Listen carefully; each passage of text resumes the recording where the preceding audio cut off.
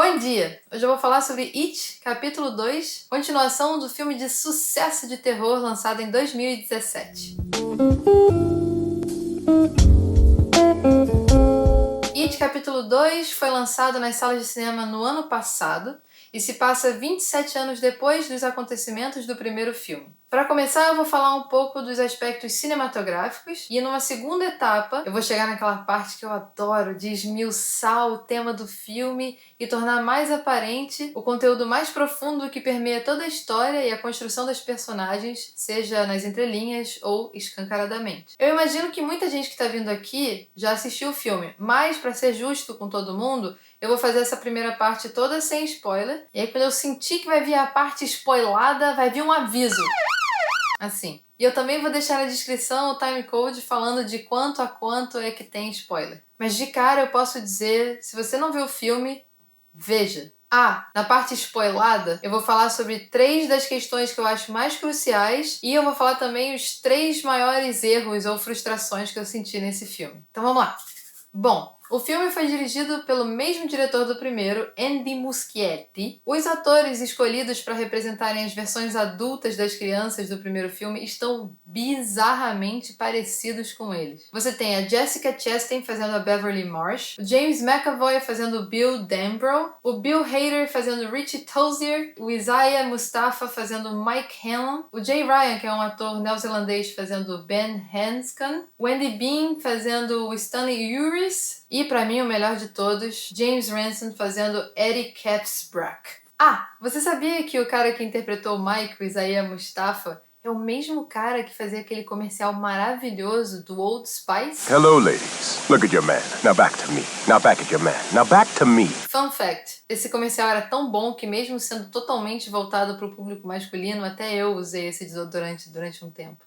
Outro fun fact. O Bill Hader foi uma sugestão direta do Finn Wolfhard. Isso não é por acaso. Enfim, estão todos muito bem no papel. Além de se parecerem muito fisicamente, todos eles conseguiram pegar bastante os trejeitos e as minúcias na maneira de se comportar ou de falar das versões originais deles. Com exceção, talvez, um pouco da Jessica Chastain, que pra mim ficou sendo representada de uma maneira mais amedrontada e mais frágil do que a Beverly tinha sido no primeiro. O filme tem quase 3 horas de duração, mas pra mim passa super rápido. É porque é desses filmes em que as personagens são tão legais e a conexão entre elas é tão maneira de se assistir que você tá lá, tipo, você podia estar assistindo eles tomando café da manhã, sabe? Uma coisa meio Marvel, assim, meio Os Vingadores. But if you put the hammer in an elevator, it would still go up. The elevator's not worthy. I'm gonna miss these little talks of ours. Os atores conseguiram encontrar a química certa na presença e na troca dos diálogos. Antes de filmar, eles foram todos cantar em karaokê pra fazer esse bonding, essa aproximação, pra gerar química entre os atores. Então, hashtag fica a dica, jovens diretores padawans. Como um bom fã dos filmes de terror dos anos 80, o diretor Andy Muschietti usou bastante efeitos manuais reais, bonecos, animatrões, se resguardando ao uso de efeitos digitais apenas quando realmente necessário, mas sem exagero, do tipo complementando aquilo que talvez a parte analógica não fosse capaz de passar de uma maneira muito convincente. Bom, sobre a parte cinematográfica, eu acho que era isso que eu tinha que ressaltar. Eu adoro a trilha sonora, ela é sutil e amedrontadora, a atuação dele está, na sua maioria, muito boa. Adorei os efeitos visuais, não só para representar os monstros e essas coisas, mas ele também usou algumas características dessa coisa analógica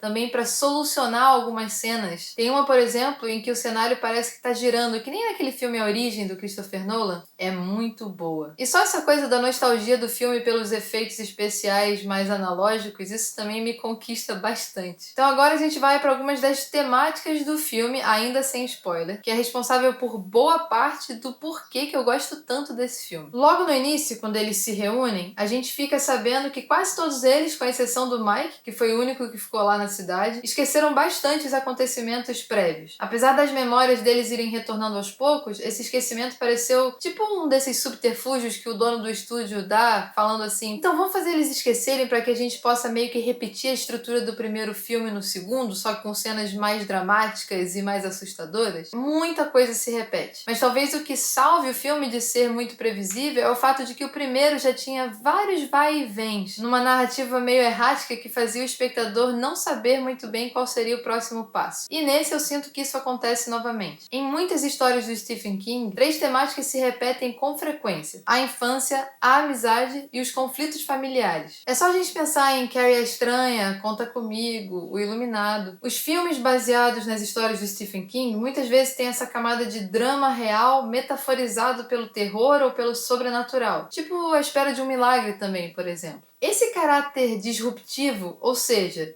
de tentar chamar a nossa atenção para problemas e questões sociais ou emocionais, seja por serem tabus ou por serem pouco enxergadas pelo senso comum, não é uma característica única do Stephen King, mas é extremamente comum no cinema de terror como um todo. O filme de terror é se não o gênero mais disruptivo e mais crítico do cinema americano. Polemizei? Mas é verdade. É só a gente pensar nos filmes de zumbi do Jorge Romero fazendo crítica ao racismo ou à sociedade consumista, ou também o próprio Iluminado fazendo crítica ao alcoolismo e à violência doméstica. It capítulo 2 é bem pesado. Não tanto pelo fato das cenas de terror serem mais assustadoras, de modo geral, mas sobretudo pelo terror da vida real que eles apresentam. O filme abre com uma cena de extrema violência gerada por intolerância e homofobia. E de cara eu já comecei a fazer essa ponte do metafórico, de que apesar do filme estar falando supostamente de um palhaço sobrenatural, na verdade ele vai deixar bem escancarado as monstruosidades do ser humano. O It é só um veículo de confrontamento para esses medos e terrores. Então, abuso psicológico, abuso sexual, violência doméstica, bullying, homofobia, tem tudo isso no filme. Talvez essas questões estejam um pouco polidas, mas elas estão o mais escancaradas possíveis para o que você considera uma narrativa blockbuster, de alcance de grande público. E certamente está com um teor bem mais pesado do que o primeiro. Talvez por eles serem adultos agora e, consequentemente, o público estar também mais maduro, mais velho. Como eu falei aqui um pouco antes, quando as personagens se mudaram, elas foram esquecendo aos poucos as coisas que tinham acontecido. E isso serviu tanto pro bem quanto pro mal. Porque como eles não lembram o que aconteceu, eles não lembram de ter confrontado os medos deles. Então, se por um lado isso protegeu eles de terem memórias constantes assustadoras, por outro isso acabou fazendo com que eles repetissem os mesmos padrões de abuso, medo e isolamento que eles sofriam na infância.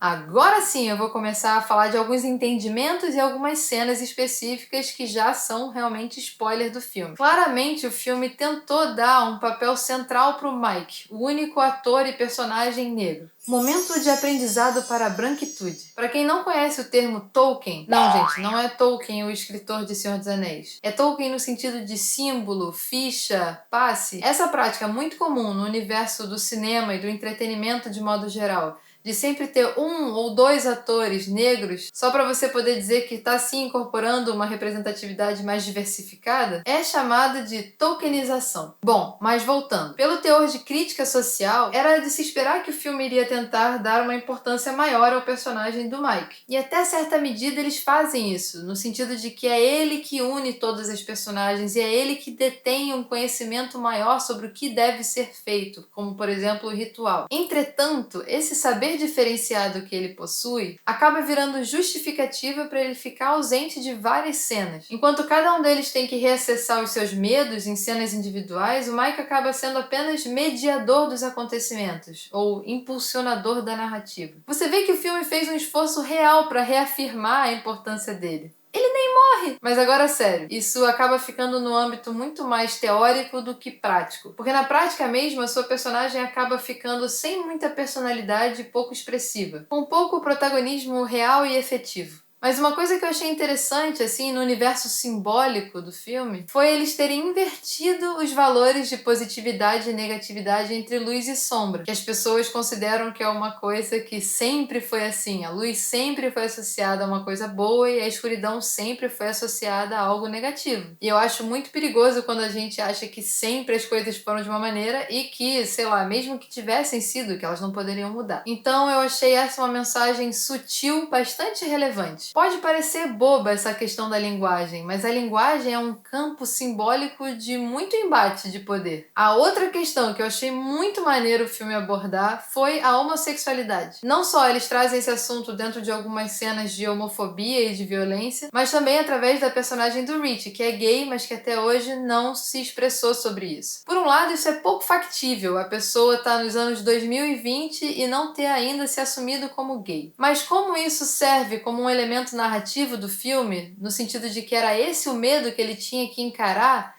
eu até perdoei. O que eu não perdoo é o fato de que, mesmo quando ele confronta esse medo, ele não expõe a verdade, nem pro filme, nem pros amigos. Porque se o filme deixou passar a oportunidade dele se libertar daquele medo, realmente, aí sim vira uma covardia. O modo como eles constroem as sutilezas dessa história é maneiro, mas é muito problemático não ficar explícito. Porque ao mesmo tempo que você pode pensar, entendedores entenderão, ou que isso era um recurso de um filme bem construído, que não está querendo ser muito explícito, muito didático, e que está apenas tratando o público como se ele fosse muito inteligente e capaz de entender as sutilezas. Como se trata de um assunto muito delicado e que precisa de representatividade nesse tipo de cinemão de larga escala, que vai atrair um público muito abrangente e heterogêneo, tinha que ter tido um acolhimento direto do grupo de amigos em relação a isso. Porque o fato dele não se assumir para os amigos diz o quê? Que ele tem vergonha disso ainda assim? Que os amigos dele não são progressistas o suficiente para aceitarem que ele é gay? Então nessa hora cai por terra a teoria de que o filme está apenas construindo uma narrativa inteligente, fazendo um exercício de sutileza com o público, e volta a cair nas garras da hipocrisia e do tipo de filme que sugere, mas que não se responsabiliza de fato. Porque mesmo que a homofobia seja mostrada diretamente no início do filme, era importante essa representatividade dentro do grupo, dentro do núcleo principal, sobretudo se tratando de uma das personagens favoritas do público. E ainda nesse papo, todos os elementos que estão conectados com a homossexualidade são sempre de não aceitação, de violência, de enrustido, de várias coisas negativas. Então o filme também precisava trazer alguma cena, alguma coisa positiva dentro disso. Isso também faz parte de uma representatividade necessária. E finalmente, a terceira questão que eu achei muito boa, a culpa, tão comum entre vítimas de traumas e abusos e violência. Você vê isso muito claramente nas personagens da Beverly, do Bill e do Ed. Muito porque as relações de conflito, ou de abuso, ou de trauma desses personagens estivessem tão ligadas com o núcleo familiar, eles se sentiam muito culpados, como se eles fossem responsáveis pelas coisas terríveis que tinham acontecido. Então, enfim, eu achei um elemento psicológico interessante de ser colocado ali. Acho que abre possibilidade para várias discussões em torno disso. E, finalmente, aqui vão as minhas 3 colocações de frustrações sobre o filme, que talvez seja 3,5. Primeiro, a explicação meio esquisita e aleatória do surgimento do It, que envolve indígenas e rituais e alienígenas e blá. Eu sempre prefiro quando as coisas são apenas sobrenaturais, quando você não sabe muito bem como explicar aquilo. Eu chamo isso de trauma de Lost. Porque apesar de eu entender que nem no Iluminado, Stephen King pode estar fazendo uma crítica à chacina dos indígenas e, de certa forma, a uma dívida que as pessoas têm, isso não fica claro e vira só um elemento meio solto. 2. A cena do iate. Eu podia ter sido poupada desse pornô da riqueza. 3. O discurso do desfecho final, que tenta ser bastante simbólico e dar um contorno de todas as experiências deles e ser um momento dramático, como no maravilhoso final de O Clube dos Cinco, mas que não consegue, é fraco e não cumpre o papel. Mas, de certa forma, esse final um pouco ruim condiz com a piada interna do filme, né? E aquele meio do 3,5 é só porque aquela história da violência doméstica da Beverly que é jogada no início não volta pra assustar eles. Ele podia ter feito parte dessa esfera da violência real que vem assombrar as personagens. Então eu achei que foi mal aproveitado. Apesar dessas minhas críticas, como vocês podem ver, eu amei o filme. Achei ele assustador e divertido na medida certa. E pelo fato dele estar tentando ir um pouquinho mais pra frente nessa luta pelo simbolismo da representatividade, ele já ganhou pontos comigo. Então, pra fechar, eu queria só mais uma vez frisar a importância desse universo metafórico, que existe para fazer uma crítica direta à nossa sociedade e apontar para aquilo que o ser humano carrega de mais terrível. Porque na vida real não existem monstros alienígenas que comem cabeças das crianças, mas existem sim pedófilos, parentes abusadores, maridos violentos e bullies nas escolas. E aí, mais uma vez, como em muitas histórias de Stephen King, o amor sempre vence e a união da amizade gera a força. Pronto! Bom, gente, essa foi mais uma resenha Impertinências da Raquel aqui no canal. Eu tenho pensado em talvez mudar o nome de Raquel Errante. Você vê que não tá assim no YouTube /Raquel Errante, mas é o nome que tá aí, né? Quando eu criei esse canal, a minha intenção era colocar os vídeos das minhas viagens, uns vídeos meio documentários. Se vocês já entraram no meu canal, vocês veem que tem umas playlists que são dedicadas a isso. Mas como eu tenho falado muito mais sobre cinema, que é outro dos campos dos que eu mais gosto, eu tô pensando em talvez alinhar o nome com outros nomes que eu carrego nas mídias sociais, por exemplo, Hiperativa no Instagram. Podia botar só Raquel Gandra, né, em todos os lugares, não seria mais fácil? Mas não. Mas enfim, então eu queria anunciar que talvez role uma mudança nesse sentido. Se vocês já tiverem uma conexão muito afetiva com o nome Raquel Errante, por favor, me digam. Se não, me digam se o nome Hiperativa ou Interlúdica, que é um outro nome que eu criei há pouco tempo para outra conta do Instagram. Então assim, Errante, Hiperativa, Interlúdica, tá bom? Me falem, me deem a opinião se vocês puderem. E me digam o que vocês acharam de It capítulo 2, e o que vocês acharam das reflexões que eu trouxe aqui, se foi relevante, se ajudou vocês a aprofundarem um pouco a sensação que vocês tiveram assistindo o filme. Eu acho um saco quando os vídeos no YouTube já começam com isso do tipo: oi gente, hoje eu vou falar de tal coisa, mas antes de falar, se inscrevam no meu canal. Do tipo assim, eu não acho que isso convence ninguém a se inscrever. Então o que eu vou fazer é pedir pra vocês, se vocês puderem se inscrever no canal, porque eu tô com uns 600 e poucos inscritos até agora. Eu quero muito chegar a 1000 inscritos até o final do ano. Eu sei que 1000 é meio que um marco simbólico no YouTube, e eu quero conseguir fazer isso até o final do ano. Então se vocês puderem me ajudar nisso, indicando pra amigos, ou vocês mesmos que chegaram aqui nesse vídeo, mas que não necessariamente estão inscritos, se vocês puderem se inscrever, eu vou ficar muito feliz, eternamente grata. Mas então é isso, gente. Muito obrigada pela audiência. Interajam comigo, mandem comentários, deixem um like se vocês tiverem gostado. E é isso. Até a próxima.